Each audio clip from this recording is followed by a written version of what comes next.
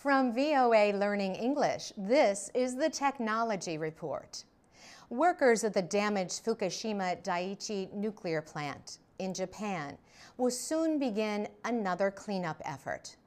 More than 1,500 nuclear fuel rods are to be removed from a damaged storage pool 30 meters above ground inside the Reactor 4 building. TEPCO, the Tokyo Electric Power Company, owns the nuclear power station. Critics say TEPCO should not be trusted to carry out the operation. However, TEPCO General Manager Masayuki Ono says the operation has been carefully planned. TEPCO had to rebuild the Reactor 4 building after a hydrogen explosion destroyed it.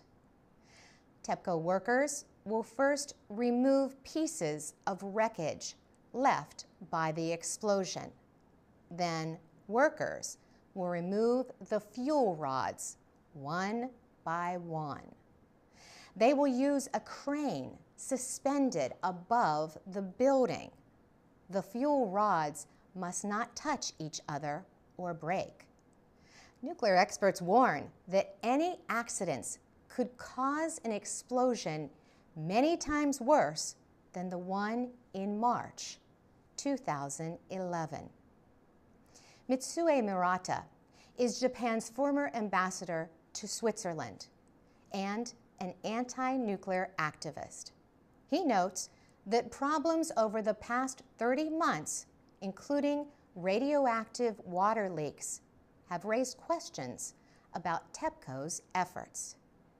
He says if the worst happens and workers have to withdraw, then it could be considered what he calls the beginning of the ultimate catastrophe of the world.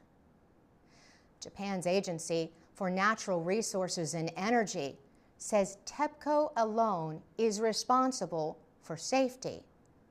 But to support TEPCO, the agency has sought advice from specialists around the world.